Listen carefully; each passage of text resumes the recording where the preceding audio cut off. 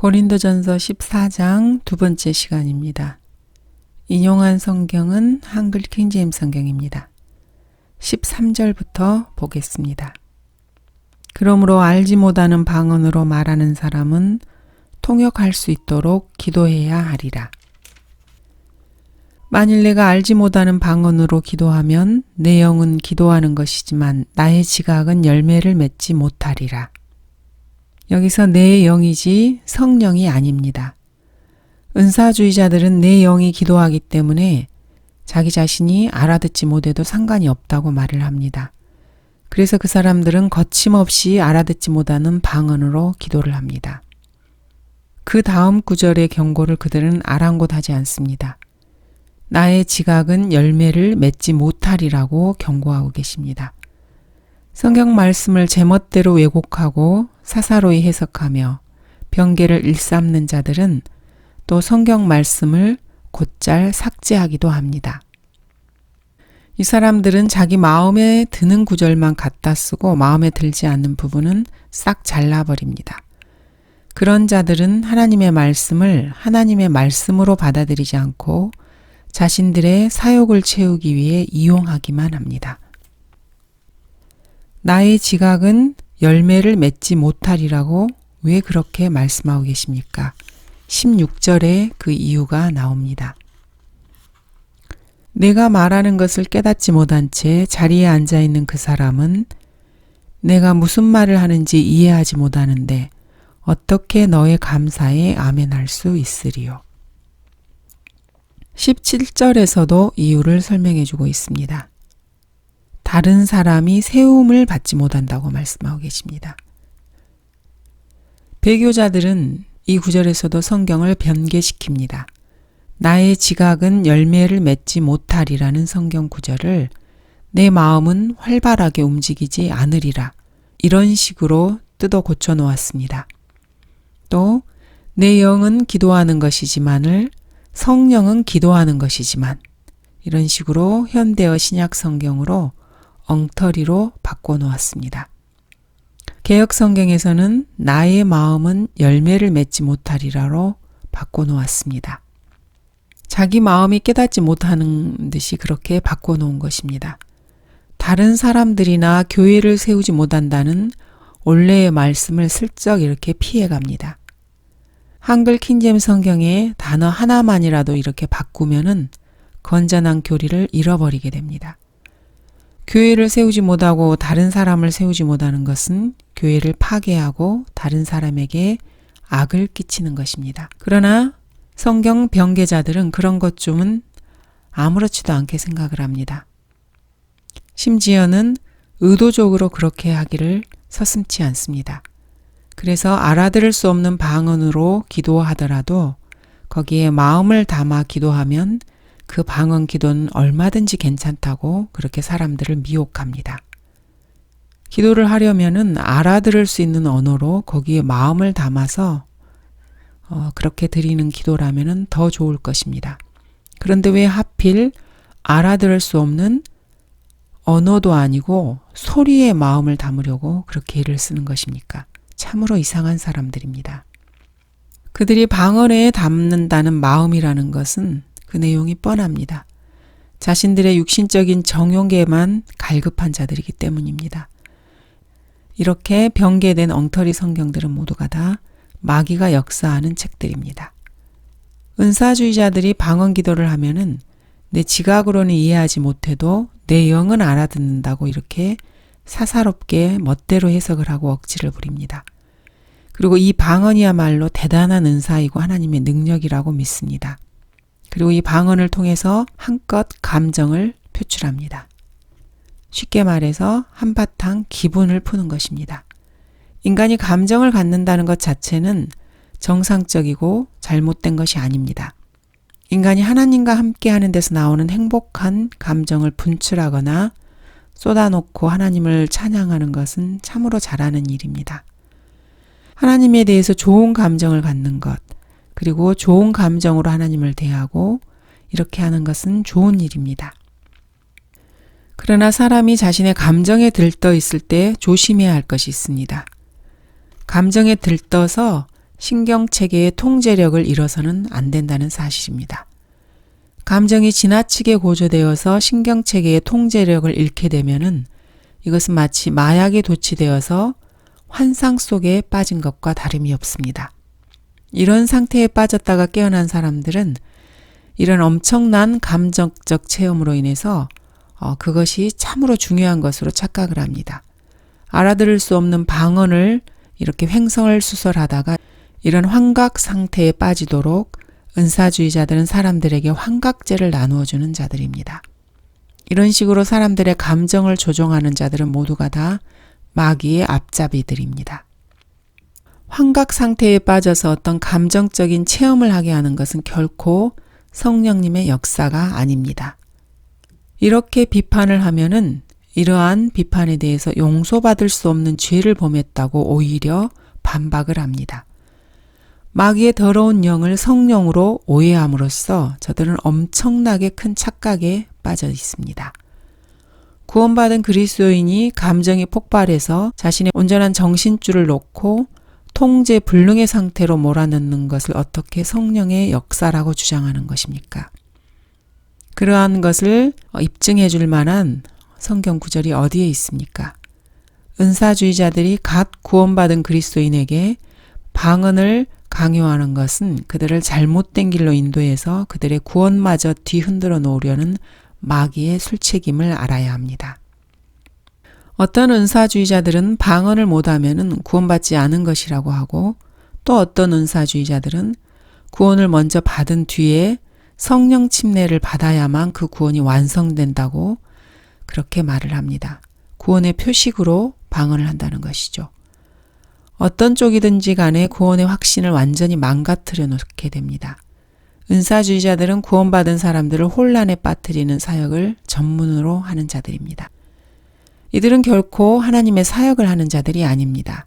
믿음으로 말미암아 은혜로 구원받은 그리스도인은 모든 것을 오직 믿음으로 시작하고 믿음으로 행동하며 오직 믿음으로 살아가는 구원의 확신을 가진 사람들입니다.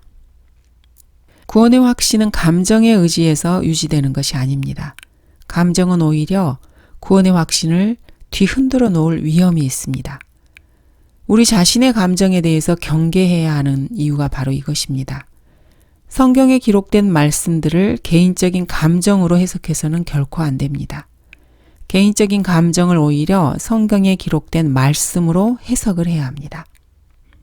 16절 만일 내가 영으로 축복하면 여기서도 영은 성령이 아니라 사람의 영입니다. 지금 제가 어떤 말을 입 밖에 낼 때 나는 사람이니까 제 입 역시 사람의 입입니다. 그러므로 거기에서 나오는 말도 사람의 말일 것입니다. 그러나 그 사람 안에 성령이 거하시는 사람이면은 그 사람의 입 밖으로 나오는 말 가운데는 자동적으로 성령님의 의도하심에 의해서 나오는 말들이 있습니다. 그래서 내가 사람의 영으로 축복 기도를 해도 하나님의 영이 그 축복 기도 가운데 함께 있게 됩니다. 그러나 내가 마귀의 영에게 인도받고 있으면 내 입에서 나오는 기도 가운데서는 당연히 마귀의 의도가 함께 묻어나오게 됩니다. 그러므로 내 입에서는 진리를 왜곡하는 마귀의 말과 마귀의 예언들이 나오게 되는 것입니다. 사람이 하나님의 영이나 마귀의 영에게 인도받지 않고 순전히 자기 자신의 의견과 지각에 따라 어떤 말을 입 밖으로 꺼낸다면 그 말에는 사람의 영이 함께 묻어나오게 됩니다. 그러므로 사람이 무슨 말을 할 때는 그 말 속에는 반드시 세 영 가운데 한 영이 함께 나오는 것입니다. 한 영은 하나님의 영이신 성령이고 또 하나는 마귀의 영인 더러운 영이고 또 하나는 사람의 영입니다. 사람의 언어는 이처럼 세 가지 영 가운데 어떤 하나가 반드시 함께 역사한다는 것을 알아야 합니다. 은사주의자들도 이 사실을 알고 있습니다. 그래서 그들은 방언을 하면서도 마귀의 방언이 있다고 곧잘 말합니다. 그러나 그들이 그것을 분별할 수 있는 방법이나 기준이 있는 것은 아닙니다. 그냥 기분이 그렇다는 것이고 기분으로 그렇게 말하는 것입니다. 바울은 영으로 기도하겠고 자기 자신뿐만 아니라 다른 사람들도 듣고 이해할 수 있는 지각으로도 기도하겠다고 자신의 입장을 분명하게 표명합니다. 찬양도 영으로 하고 또 지각으로도 하겠다고 말합니다. 어떤 때는 자신도 모르게 다른 사람도 이해하지 못하는 영으로만 기도하고 찬양하다가 또 어떤 때는 자기도 알고 다른 사람도 이해할 수 있는 지각으로 하겠다는 그런 말이 아닙니다. 그는 영으로 기도하더라도 동시에 자신의 지각으로도 알아듣고 이해할 수 있도록 기도하고 찬양하겠다는 것입니다.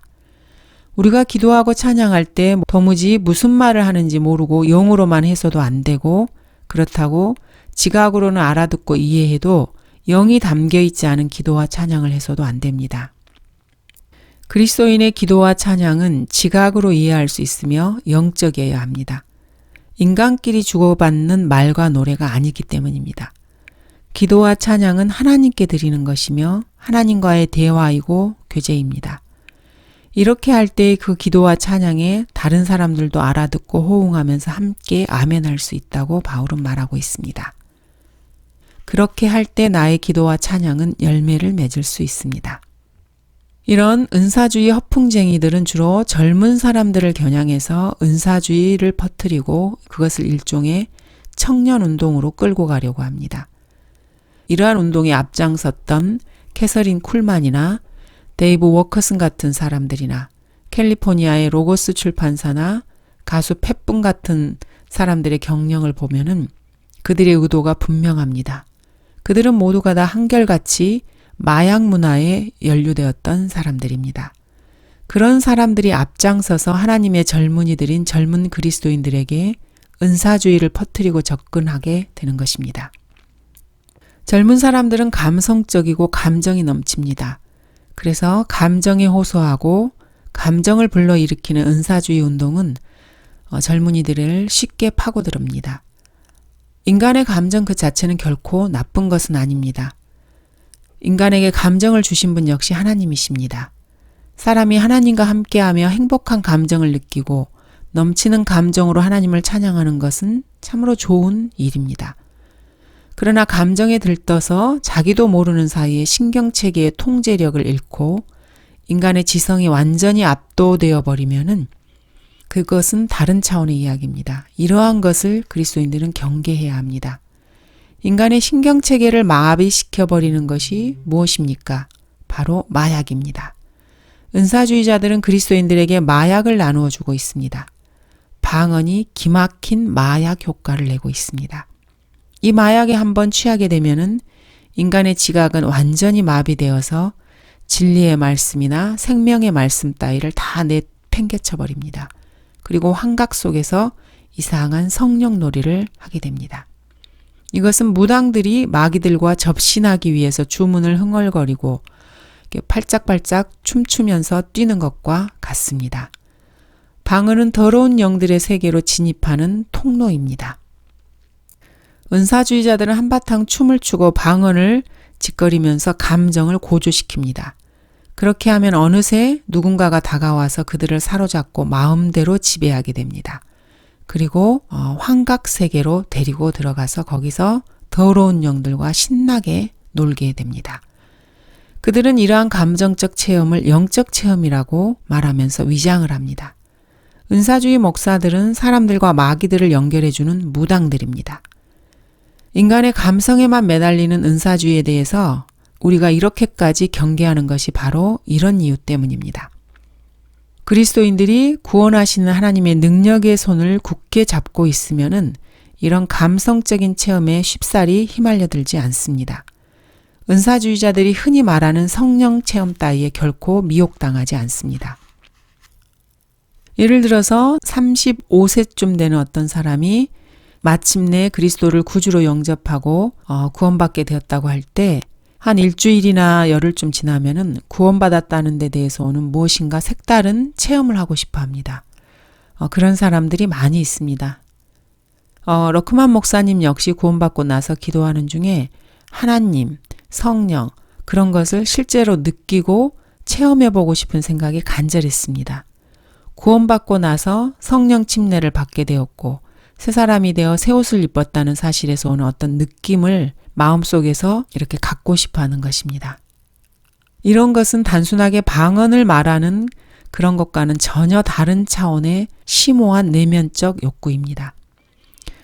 목사님께서는 성경을 읽고 말씀을 묵상하는 가운데 그러한 욕구를 충족할 수 있었습니다.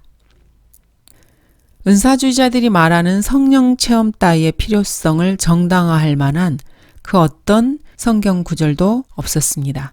따라서 그런 것에 흥미를 가지고 그런 체험에 빠져보고 싶은 생각은 한 번도 들지 않으셨다고 합니다. 주 예수 그리스도께서 나를 위해서 안상해 놓으신 모든 일들을 성경을 통해 배우고 내가 구원받고 들어가 살고 있는 세계에서 발견하게 되는 모든 삶의 조건들과 환경들만으로도 나의 모든 내면적 욕구는 충족되고도 남습니다. 여러분 역시 성령 체험이 아니라 성경 말씀과 기도 속에서 이러한 내면적 욕구를 충족시켜야 합니다. 이러한 것들을 내팽겨치워 두고 다른 무엇인가를 체험해 보려고 하는 것은 성경에도 없는 이상한 세계로 빠져들어가는 것입니다. 이들은 확실하게 구원을 받지 않았거나 마귀에게 사로잡혀서 더러운 영에게 인도받는 그런 자들입니다. 그리스도인들은 모두 믿음으로 구원받았고 믿음으로 시작하였으며 믿음으로 살아가고 믿음으로 행하는 사람들입니다. 이 말을 결코 가볍게 생각해서는 안 됩니다. 이것이 참으로 중요한 핵심이기 때문입니다. 이러한 중요성은 아무리 강조해도 지나치지 않습니다. 그리스도인의 삶은 믿음으로 시작해서 믿음으로 끝이 납니다. 그리스도인의 삶을 지배하는 것은 결코 기분이나 감정이 아닙니다. 그리스도인에게 기분이라는 것은 믿음에 비하면은 단돈 1원어치의 가치도 없습니다. 17절입니다. 너는 감사를 진실로 잘했으나 다른 사람은 세움을 잊지 못한 것이라. 혼자만 알고 남들이 알아듣지 못하는 외국어로 감사기도를 드렸다고 한번 생각해 봅시다. 그래서 자기는 감사를 잘했습니다. 그러나 다른 사람들은 조금도 그 기도가 무슨 말인지 모릅니다. 그래서 다른 사람들에게 조금도 영적으로 도움을 주지 못합니다. 그러므로 회중 앞에서 대표 기도를 하는 사람이 외국어로 기도했다고 하면 그것은 대표 기도로서의 몫을 전혀 하지 못한 것입니다. 그런 기도는 자기만 생각했지 다른 사람을 완전히 무시하는 기도입니다. 그러므로 다른 사람은 세움을 잊지 못할 수밖에 없습니다. 18절 내가 너희 모두보다 더 많은 방언들을 말함으로 하나님께 감사하노라. 고린도에는 일부 유대인들도 살고 있었습니다. 사도행전 18장 1절에서 8절을 보시면 됩니다. 아테네를 떠나 고린도로 온 바울은 거기서 유대인들을 만났고 안식일마다 회당에서 변론하며 유대인들과 헬라인들을 설득했습니다. 이들은 여전히 율법 아래 있는 사람들이었고 여전히 표적을 구했습니다. 바울은 이들에게 예수가 그리스도이심을 증거하였습니다. 거기에는 헬라인들도 있었습니다. 바울은 유대인들과 헬라인들에게 영 안에서 매임을 받아 설득하고 열심히 그리스도를 증거하였습니다. 그래서 바울은 표적을 구하는 유대인들에게는 표적으로서 방언의 은사를 사용했고 헬라인들에게는 헬라어를 사용해서 증거했을 것입니다. 바울은 다른 누구보다도 많은 외국어를 할 줄 알았습니다. 히브리어, 헬라어, 라틴어 외에도 서너 가지 외국어를 더 할 줄 알았다는 것은 분명합니다. 바울은 자신의 이러한 외국어 실력을 통해서 그 나라 사람들에게 복음을 전파하는 은사로 활용할 수 있었습니다. 그런데도 그는 그것을 무슨 대단한 은사인 것처럼 자랑하지 않았습니다. 자신의 외국어 실력을 꼭 필요한 때 외에는 활용하지 않았고 남용하지도 않았습니다.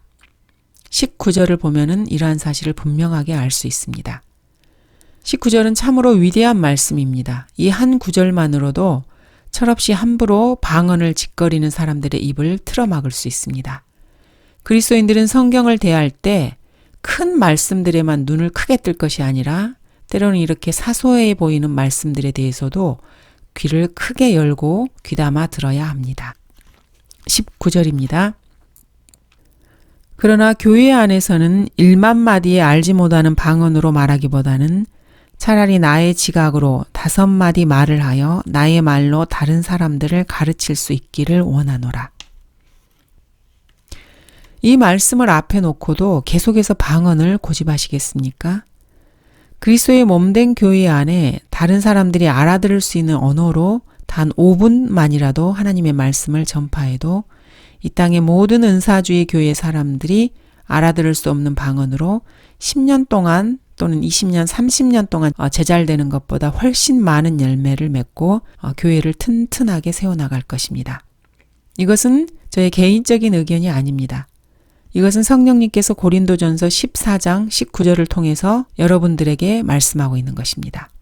나의 지각으로 이해할 수 있고 다른 사람들이 다 알아들을 수 있는 나의 말로 다른 사람들에게 하나님의 진리의 말씀을 가르치는 것이 1만 마디의 알지 못하는 방언으로 말하는 것보다 훨씬 더 낫다고 성경은 말씀하십니다. 성경이 이렇게 분명하게 제시하고 있는데도 계속해서 방언을 고집한다면 그 사람은 하나님을 깔보는 사람입니다. 아무도 알아듣지 못하는 방언을 주절주절 대면서 무엇을 어떻게 하겠다는 것입니까? 알아들을 수 있는 말 한마디로 구원받지 못한 한 사람의 혼을 이겨올 수 있지만은 알아듣지 못하는 방언으로 수십 년을 제잘돼도 단 한 사람의 혼도 그리스도께 인도하지 못합니다. 20절입니다.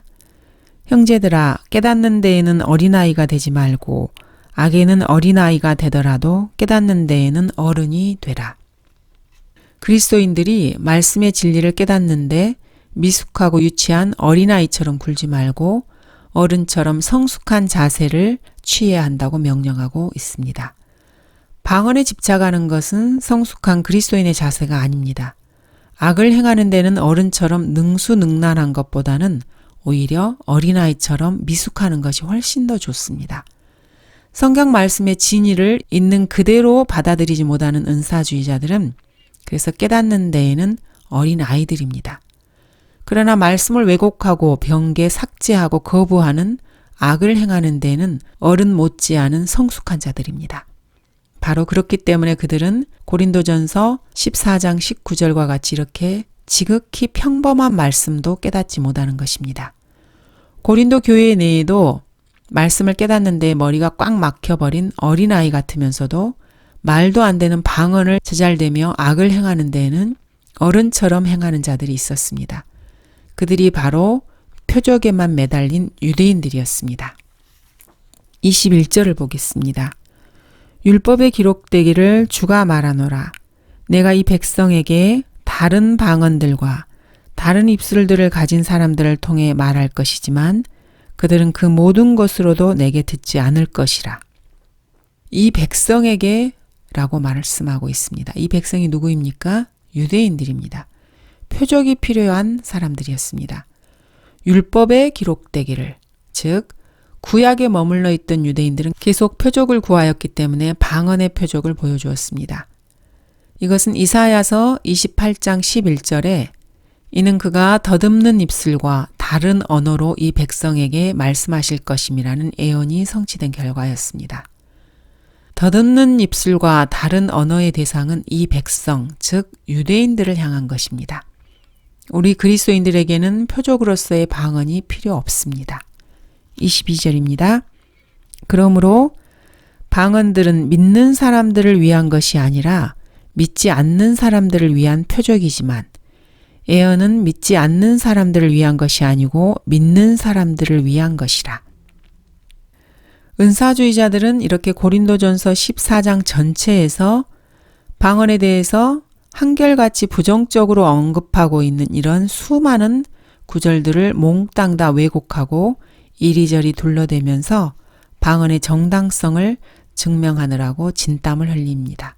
하지만 21절, 22절에서는 그들도 꼼짝없이 두 손을 들 수밖에 없습니다.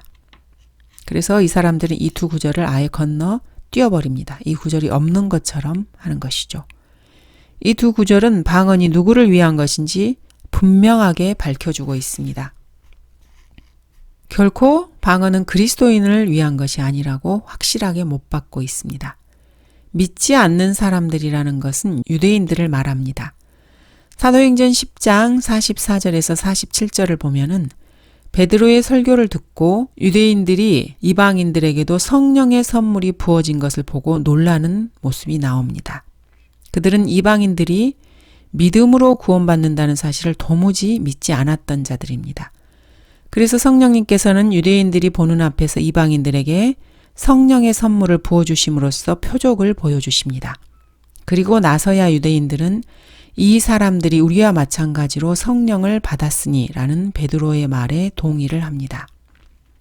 이처럼 유대인들은 표적을 보지 않고는 믿지 않는 사람들입니다. 이들은 심지어 방언의 표적을 보고도 믿지 않은 경우가 많았습니다.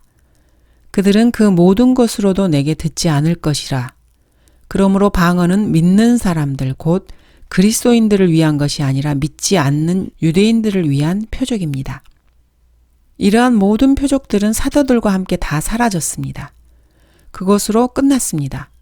병 고치는 은사를 행했던 표적도 사도들과 함께 다 끝이 났고 방언이라는 표적 역시 필요한 상황에 따라 얼마간 지속되다가 마침내 사도들의 시대와 함께 끝을 맺습니다.